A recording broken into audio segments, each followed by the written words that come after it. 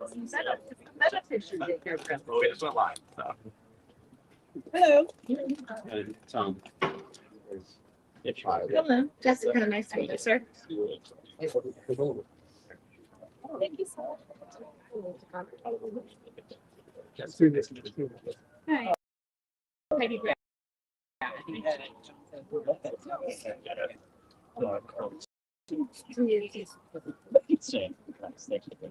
David. Nice to meet you, sir.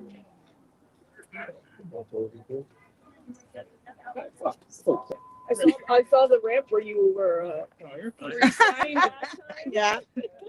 You're like, thank goodness she's not here. It's a good story though.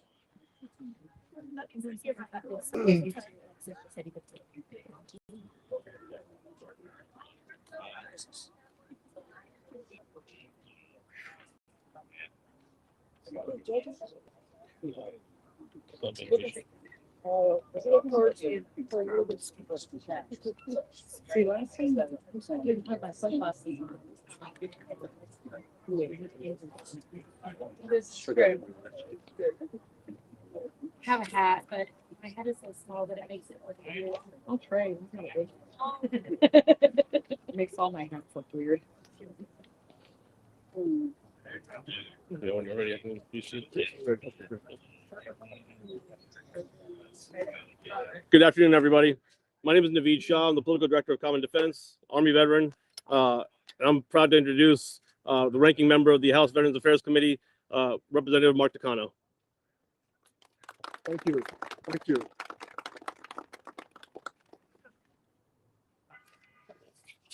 I don't want to.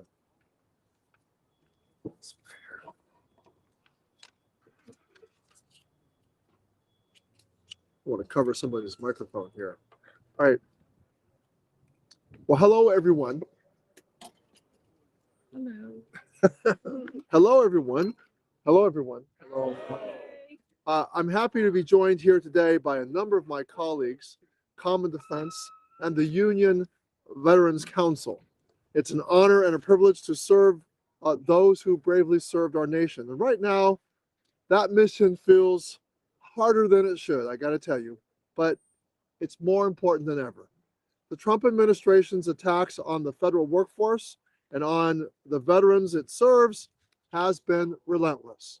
From day one, this administration has made its objective clear: to hollow out VA. They have pushed out staff, restricted benefits, misled the public, and evaded oversight. It started with Trump mandating a federal hiring freeze in January of 2025, followed by additional staffing cuts through Trump's deferred resignation program. Ultimately, more than 10,000 VA employees opted into this program, further straining this already overworked workforce. Trump has also shuttered offices dedicated to addressing among veterans. Less than 1 month later, VA dismissed more than 2,400 employees, targeting probationary workers, and required employees submit 5 bullet points about their productivity to Elon Musk weekly. In March, VA revealed plans to cut roughly 80,000 more employees. Thankfully, veterans and Democratic members of Congress forced a retreat. The Trump administration backed off its plans for a large-scale cut in July and instead planned only to shed about 30,000 positions. Now, what did all this chaos produce? The loss of more than 40,000 department employees in fiscal year 2025. 40,000. A brain drain that cost the department both institutional knowledge and morale. VA didn't stop. Heading into this year, VA relaunched its attack on VA staff, cutting over 26,000 positions that the Trump administration claimed were vacant. But the data tells another story. Despite the secretary's assertion that these were long-standing vacancies, we crunched the numbers ourselves and over 70% of these positions were filled sometime in 2025 or 2026.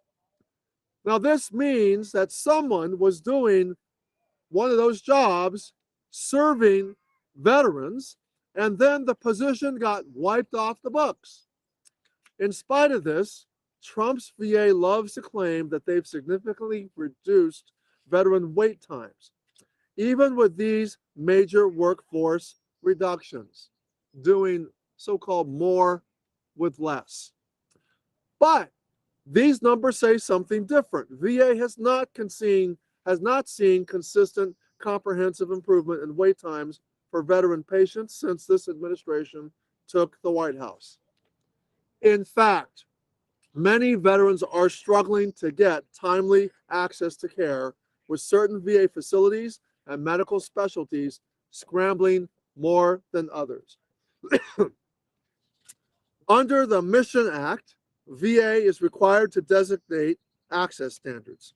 And under these standards, veterans must be offered community care referrals if VA appointment wait times exceed 20 days for primary care or mental health care, or 28 days for specialty care. Adequate staffing is critical to meeting these standards. But as Common Defense is showing through its new project, VA is falling short. Common Defense is launching a new tool that allows the public to see how their congressional districts are being impacted by growing VA healthcare staffing shortages and wait times. I look forward to hearing Common Defense speak more on their findings. We must hold VA accountable. VA is holding back information. They're failing to answer congressional inquiries, evading oversight, and misleading the public. That's why Common Defense's analysis is so important. Now, before we hear more about it, let me pass things over to my great colleague in the Senate Committee on Veterans Affairs ranking member, Richard Blumenthal. Senator Blumenthal. Thank you. Thank you so much. I am really honored and excited to be joining so many tremendously important advocates. My thanks to Common Defense and all of the veterans who are here today. You know from your experience what it means to wait. What it means to wait. Healthcare delayed is healthcare denied. Healthcare delayed means someone suffers unnecessarily and the illness grows more serious, and delay is the inevitable result of the cuts in staff that we are seeing from the VA. There's no way to sugarcoat what's happening at the VA. Inspired by DOGE, propelled by a malign leadership, and the results are inevitably delayed health care, lower quality, less available and accessible. And that is unconscionable. It is an unconscionable result of an effort to save money on the backs of veterans. The costs of war are the costs of caring for veterans. They're inseparable.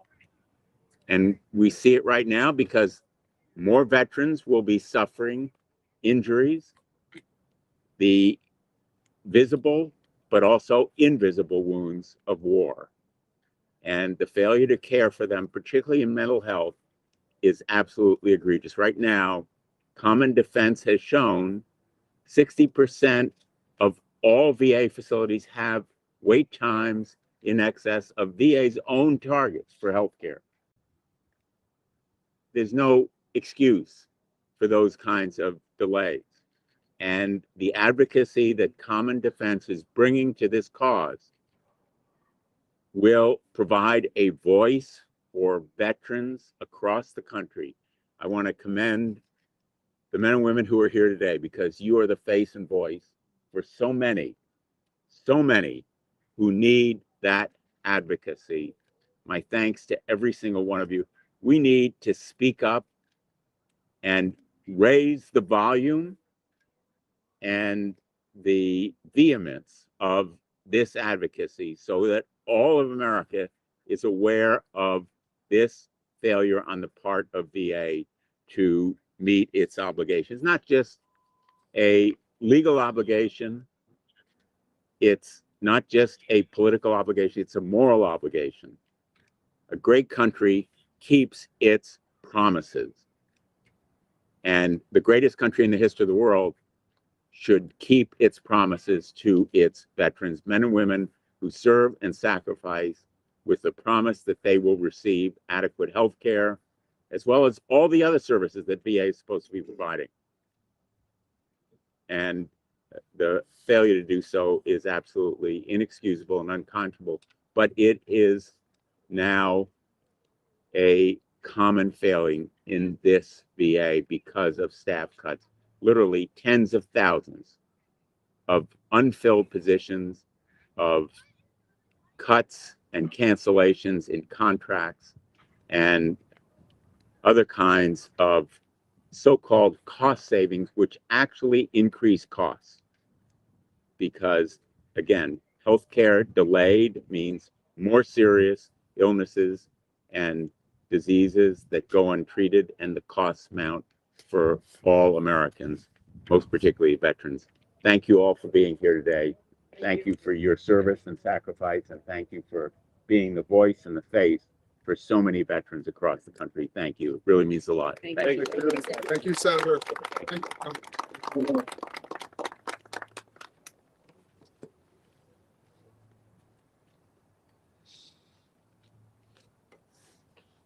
Thank you very much, Senator Blumenthal, Representative Takano, and our esteemed guests.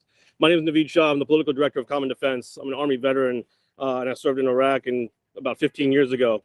But every single day since I took off that uniform, I've carried an ironclad belief. If you send Americans to war, you damn well better take care of them when they get home. That's right. That's right. That's why I stayed here with you today, to say loud and clear, our VA is not for sale. That's right. Because right now, while this country is being dragged into new conflicts in Iran and Venezuela, maybe even Cuba, who knows where next, the same people who keep hitting the send the troops button when are quietly trying to chip away at the promise made to every veteran. Veterans earned and deserve the highest quality care, and they deserve publicly accountable care through the Department of Veterans Affairs. When I got back from Iraq, I saw my battle buddies waiting months for appointments. I watched our brothers and sisters who I served with lose their homes because they were waiting months for the VA claims to process. I've buried more friends to suicide after I came home from Iraq than we lost in the entire 12-month deployment. That is a disgusting, abject failure. And now in 2026, we're watching the same pattern be repeated on a bigger scale. They're sending another generation of young Americans into unauthorized, immoral wars with vague missions and no exit strategy. They cheer when the bombs drop, and then when those same Americans come home, broken physically, mentally, or both, suddenly the talk turns to efficiency and choice and finding private sector solutions. Why can't the VA run like a business? Because the VA is not a business. Right. And let me be clear, all the people standing behind me, all the people I served with, they already paid for it. So don't ask them how we're going to pay for their care. The debt this nation owes to the men and women that we ask to defend us. You do not sell that promise. You do not privatize it. You do not hand it over to the highest bidder or to the lowest bidder. It's not just about healthcare. It's about the forever war machine. Every time Congress fails to pass a war powers resolution, every time another supplemental funding bill sails through without timelines or metrics, every time the president tweets about taking out an entire country in one night, they're creating more veterans who will need the VA for the rest of their lives. We already have more than 18 million veterans in this country, and the backlog for disability claims is still massive. Suicide rates among veterans remain tragically high. And instead of fixing all of that, we keep adding to the pile, sending another generation to the next conflict while the last one lays on the floor still bleeding. That is immoral. Common Defense was founded by veterans who are done watching this cycle. We are anti-military. We're not anti-military. We are anti-stupid. We are anti-waste. We are anti-breaking the promise we made to every American who raised their right hand and said, I will go. So here's our demand, plain and simple. End the forever wars, bring our troops home, Stop starting new wars. Stop treating American lives like they're disposable assets in a game of geopolitical chess. And while you're at it, remember that our VA is not for sale. Fund the VA fully, staff it fully, modernize it without privatizing it. Give every veteran from the greatest generation to the post 9/11 generation and those who are coming home now the care that they earned, not the care that happens to be profitable for some contractor. Because here's the truth that nobody wants to say out loud. You can keep sending Americans to war and then act, but you can't act shocked when they come home and the bill for their care comes due. The bill always comes due. The only question is whether we pay it with honor or try to write it off with excuses. I'm tired of excuses. I'm tired of watching 22 veterans a day take their own lives while politicians argue about how to reform the system that's supposed to save them. I'm tired of hearing thank you for your service from the same people who vote to underfund the VA and then vote to bomb another country. So today I'm drawing the line for every veteran here standing behind me, all of our members and veterans across the country, every military family that has a child deployed, for every American who still believes this country should keep its promises. Take care of the troops that you send all the way home. If you agree with that, then stand with us. Call your member of Congress. Tell them no more blank checks for endless wars and no more privatization schemes for the VA. Tell them the veterans are watching and we vote because we did not serve this country so that we could break its promise when the time came to pay the bill. Thank you.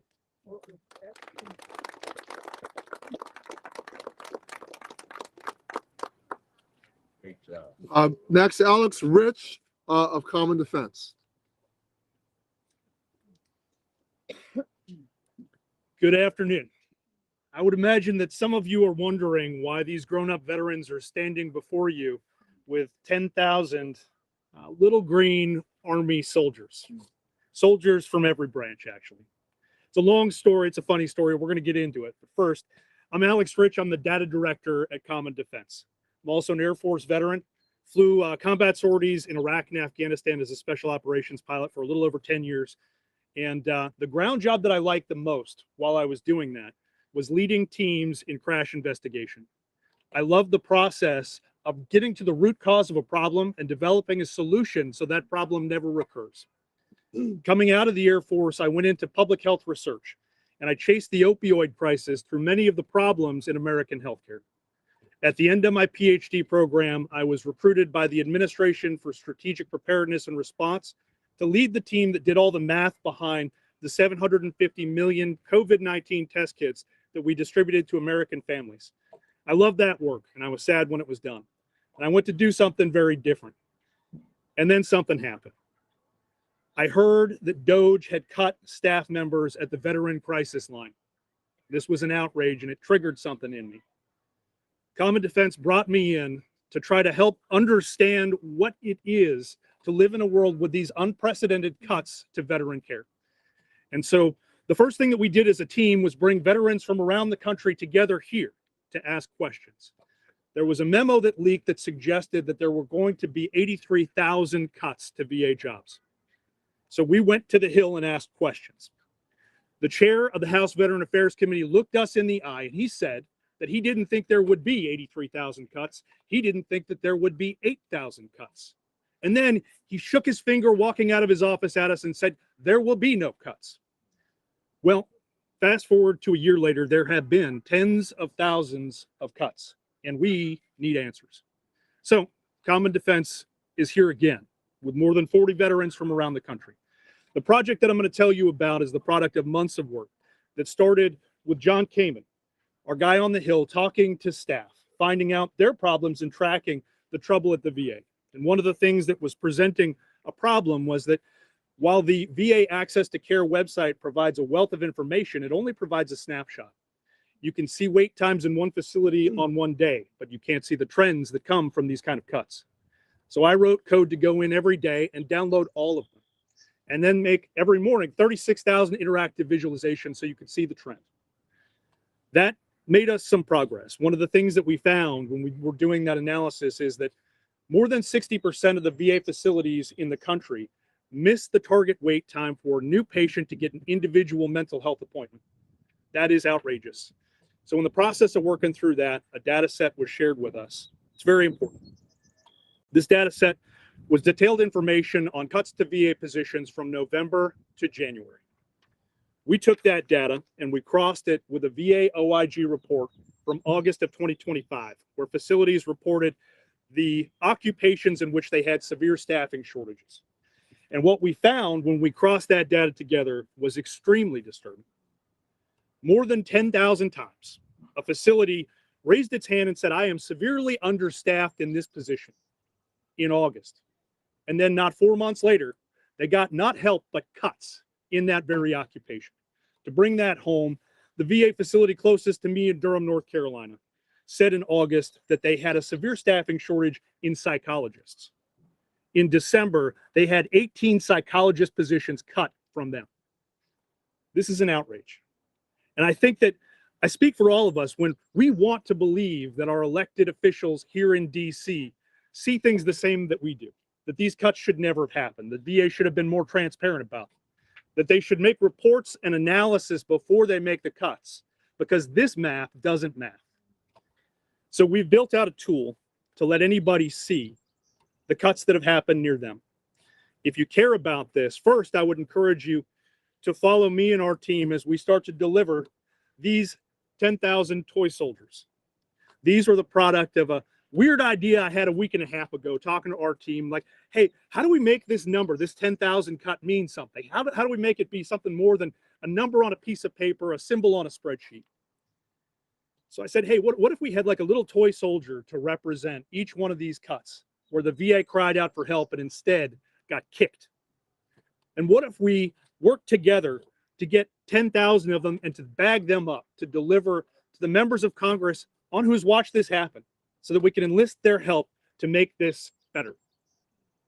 Our team got together, we worked with veterans around the country, and we did it. I was bagging these things at midnight on Saturday, and it got a little rough, but I'm super glad that we're here. So would encourage you to follow us as we make some of the first deliveries to Hill staff and to electeds today.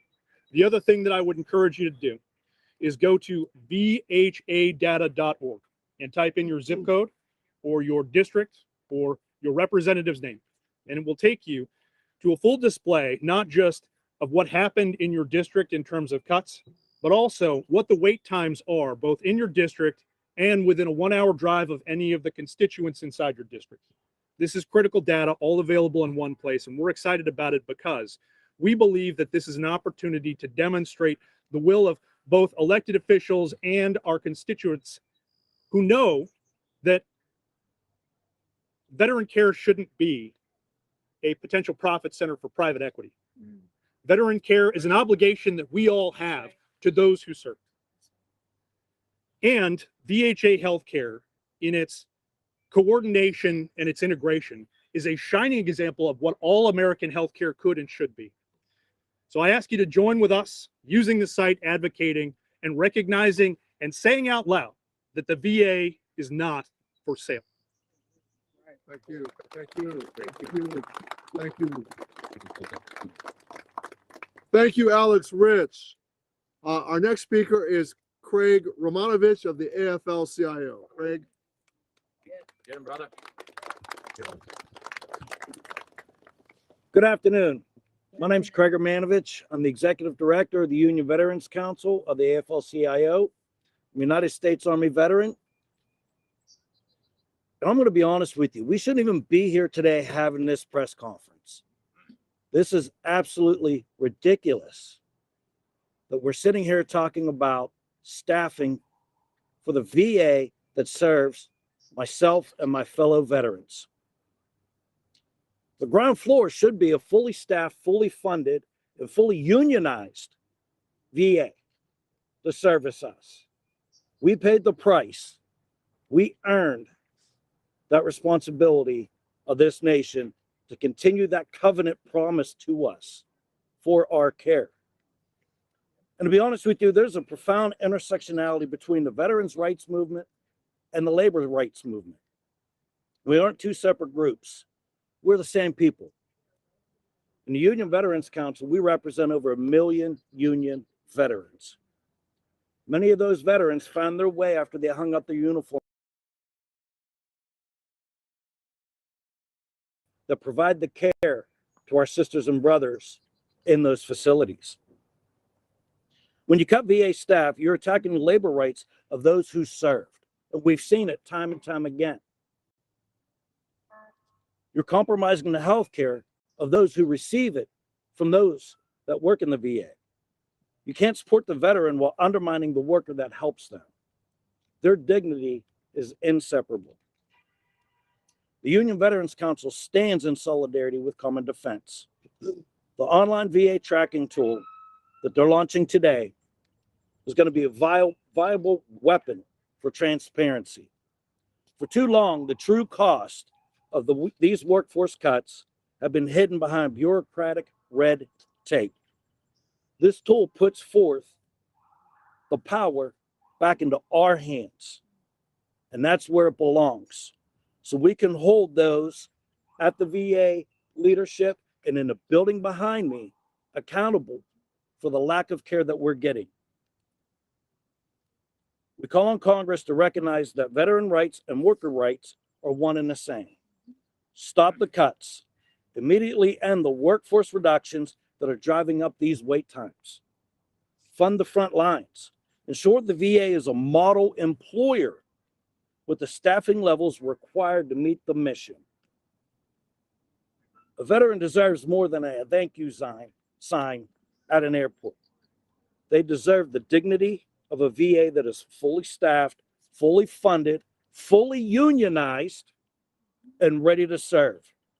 A veteran's care should never be determined by budgetary acts, and we will protect that care through solidarity. Thank you very much. Thank you. Great. Thank you. It gives me great pleasure to bring up my amazing colleague, Representative Delia Ramirez. Thank you. Thank you. Well, good afternoon, everyone. Buenas tardes. I'm bilingual.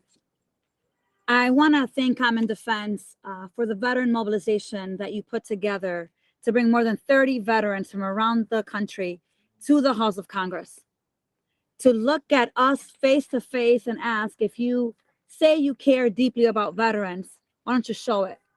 Thank you for being here. Thank you for the ways that you continue to show up, even when the same place that says that they care deeply about you fails you. And it's why I'm here with you today.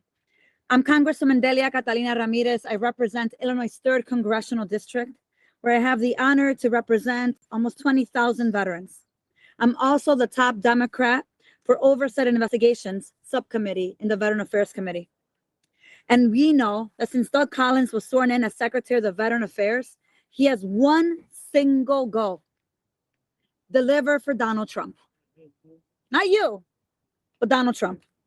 Secretary Collins' legacy thus far has been dismantling the VA and eroding veteran benefits instead of improving the lives of veterans and upholding the promises that we made to those who served. How do I know that?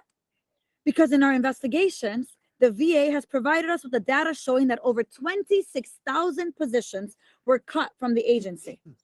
The cuts included positions for nearly 3,000 nurses, 800 social workers, 300 psychologists, and over 1,000 physicians who were on the job in 2025.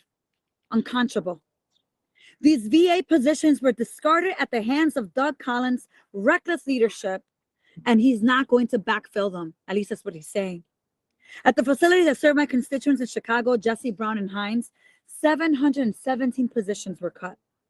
In addition to those 26,000 positions that were wiped from the VA books, since Secretary Collins was sworn in, the VA has shred a net of 30,000 employees, including over 1,100 doctors, 2,300 registered nurses, nearly 700 social workers, and nearly 300 other psychologists.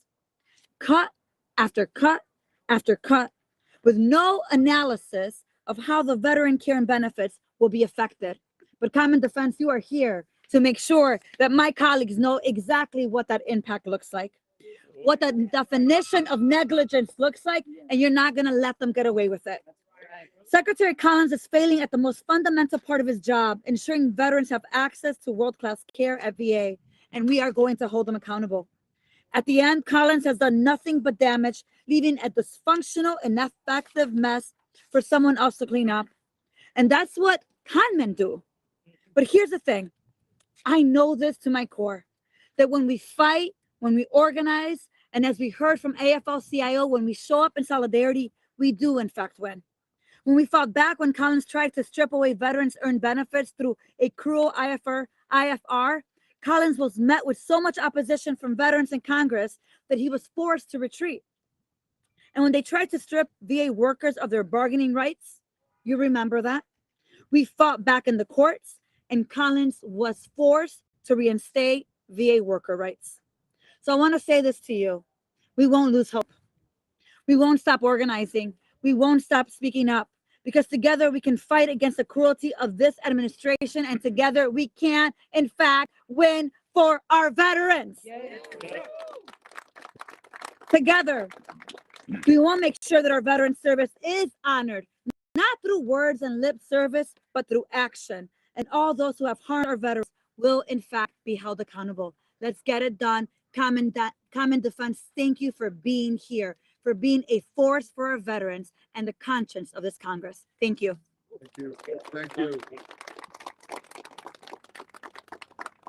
Well, thank you for your amazing voice, Congresswoman Delia Ramirez. And now I want to bring up Lakeisha Lloyd of Common Defense. Lakeisha.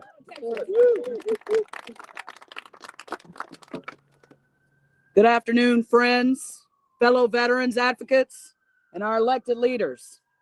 Thank you for being here today. My name is Lakeisha Lloyd, and I am the Director of Climate Justice for Common Defense. I'm an Army veteran from Houston, Texas, and when I enlisted, I raised my right hand, and I swore the same oath that every one of us standing here today has lived by: to support and defend the Constitution of the United States against all enemies, both foreign and domestic. I had the honor to serve along some of the finest Americans I've ever known, and came home expecting one simple thing: that our country would keep its promise to us in return. That promise is carved into the very foundation of the Veterans Affairs Department. The VA is not some optional government program.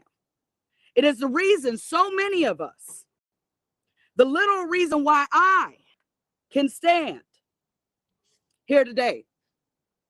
Because when the invisible wounds of war show up, when the body started breaking down from years of carrying those heavy rucksacks and breathing in the fumes from diesel engine generators or burn pits, the VA was supposed to be there. Specialized care, veteran-centered care, care that understands moral injury, PTSD, traumatic brain injuries, military sexual trauma, and the unique health challenges that come only from service. But today, that care is under direct and deliberate attack.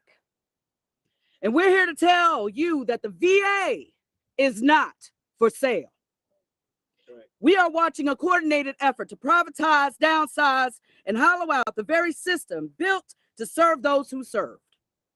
Staffing reductions that began in 2025 are already rippling across the country in districts just like mine. Whether it's the VA clinics in Houston, where my battle buddies are still waiting for appointments, or the facilities in West Virginia, where veterans are struggling to get mental health support. The impacts are real and they are devastating. Longer wait times, nursing shortages, canceled appointments, mental health vacancies that leave veterans in crisis sitting in parking lots because there simply isn't a counselor available today. I've heard the stories firsthand. A veteran sister of mine in Southern West Virginia told me she had to drive 2 hours to a VA hospital, only to be turned away because the specialist position that she needed had been cut. In Houston, my veteran brother was told it would be too long to be seen at the VA and that he could use community care. And then he got the runaround just to be told, well, it's going to take just as long to get community care as the VA care. He's been waiting for 2 months to get an appointment. These are not abstract policy failures. These are our brothers and sisters who put everything on the line for this country and are now being asked to wait in pain while politicians balance budgets on their backs. As the Climate Justice Director for Common Defense, I see how these VA cuts don't just hurt veterans today. They threaten the very future we are fighting to build. Because veterans just don't need health care to survive. We need it to lead. That's why one of our core priorities at Common Defense is climate justice. We know that veterans have the discipline, the technical skills, the community trust, and the lived experience to drive the clean energy transition this nation desperately needs. From the shipyards to the port facilities in Houston, to the former coal fields and mountain communities in West Virginia, we are uniquely positioned to fill the good paying jobs in utility scale solar, wind, grid modernization, battery storage, and domestic manufacturing. We've already proven we can build under pressure. Now we want to build the infrastructure that will power America for the next century while reducing the fossil fuel dependence that causes both climate instability and global conflict. We're seeing it right now. We don't want our kids fighting another war for oil. But none of that happens if the VA isn't there when we need it. You can't show up ready to train for a new career in renewables if you're stuck on a months-long waiting list for care. You cannot lead a community solar project if chronic injuries from service keep you sidelined. The VA is the foundation. Without a strong, fully staffed VA, the promise of our future remains just words on paper. Common Defense is not here to wring our hands or ask for sympathy. We are here to demand action, specific, measurable, public action from every member of Congress. We recognize you as advocates, leaders, or champions based on what you actually do. If you want to be an advocate, request a full accounting from the Department of Veterans Affairs on staffing reductions and their direct impact on veteran wait times and quality of care in your district. Put the numbers on the paper. Show us the data. If you want to be a leader, hold in-district town halls or listening sessions this year focused on VA staffing, wait times, and access to care, and support the funding necessary to restore the VA nursing and mental health staffing to pre-2025 levels. No more kicking the can down the road. We've waited long enough. If you want to be a champion, and this is what we need right now, stand publicly with your VA employees, show up at union actions, participate in demonstrations, oppose any further cuts or privatization schemes that threaten veteran care. Be willing to take the heat so that veterans don't have to. This should not be a partisan issue. It is a promise we made to every single person who raised their right hand and stepped forward. We kept our end of the deal. We kept our end of the deal in the battlefield, in the deserts, in the mountains, and on the ships. Now it's time, long past time, for elected officials to keep theirs at home. We will not accept a VA that is weakened, privatized, or sold off piece by piece. We will not accept veterans waiting in pain with endless debates happening in Washington. We will not accept any future in which the same veterans who defended this country are left behind in the clean energy economy we are building together. To every veteran watching or listening, you are not alone. Common Defense is your home. We organize, we mobilize, and we hold power accountable. To the of Congress, the choice is yours. Stand with veterans, defend with action. The institutions we swore to defend are still under attack. But we are not backing down. Not today, not ever. Thank you. Now I'm going to roll up my sleeves and work with any one of you who is ready to lead. Let's get it done. For every veteran who came before us, for every veteran standing with us today, and every veteran still to come. Thank you. Thank you. Thank you, Lakeisha Lloyd. And now it's my pleasure to bring up my veteran colleague in the House of Representatives, Representative Deluzio from Pennsylvania's 17th District. All right. Great to be with my fellow veterans. How are we feeling today, guys? A little angry? All right. A little angry. I'm a proud Navy guy. I served at sea and on the ground in Iraq. I'm proud to co-chair the Democratic Veterans Caucus here in the House. And like thousands of Pennsylvania veterans, I get my health care from the VA.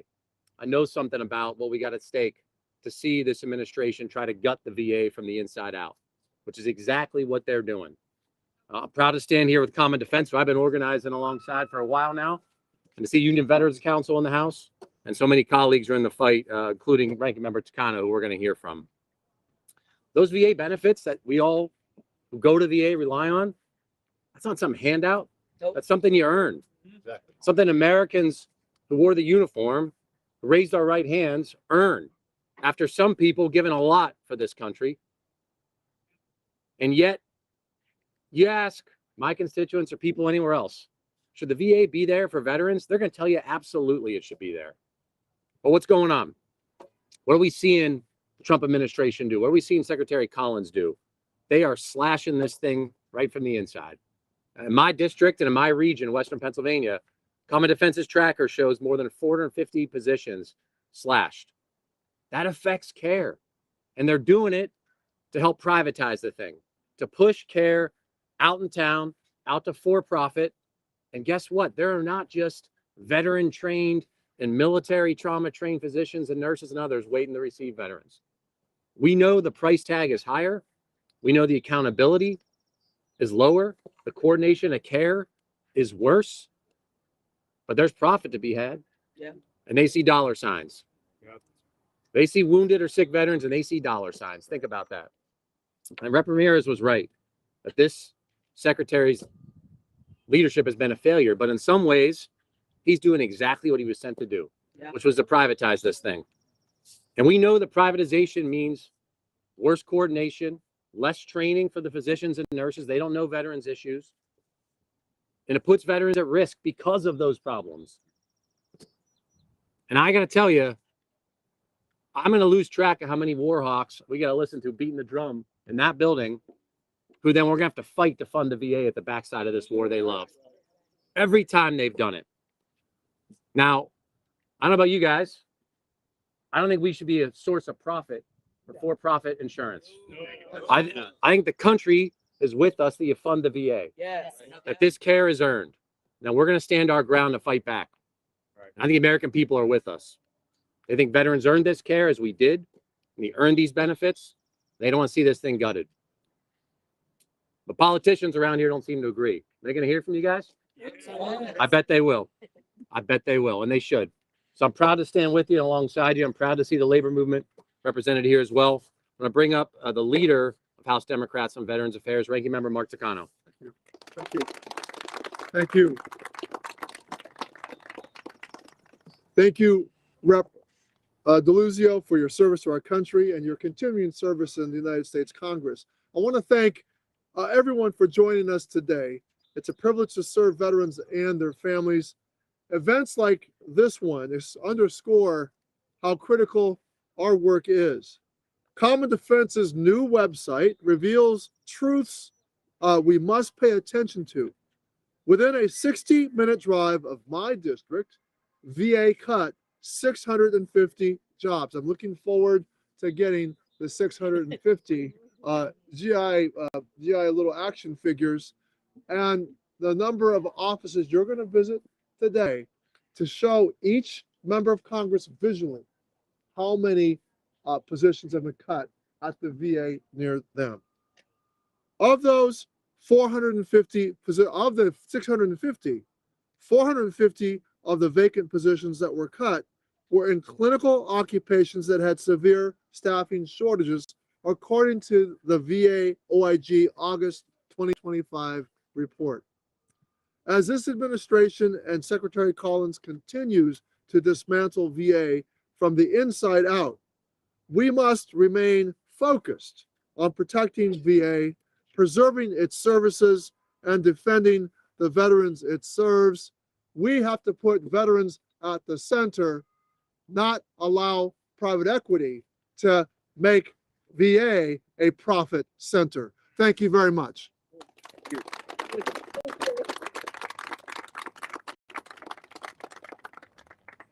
Thank you very much for being here, and thank you very much, everybody, for your remarks. We'll take questions now if you'll have any. Yeah, hi, Jory Heffernan with Federal News Network. Thanks so much for doing this. Yeah. In regards to the 60% of VA facilities that aren't meeting the VA benchmarks for timeliness, I understand that's for mental health care. Does the data go into other types of care, primary health care, things like that? The data does indeed go into other types of healthcare. If you go to vhadata.org, you can see primary care, you can see mental health care, you can see substance use disorder, dental care, and then averages across specialty care. There's an extensive methodology page to explain exactly how those are drawn. The specific mental health number that we're talking about is for new patient individual mental health care. And that is the thing that concerns me the very most right now. Thank you. Any other questions? All right, we'll be available afterward if anyone wants to talk. Thank you very much for joining us today. Appreciate you.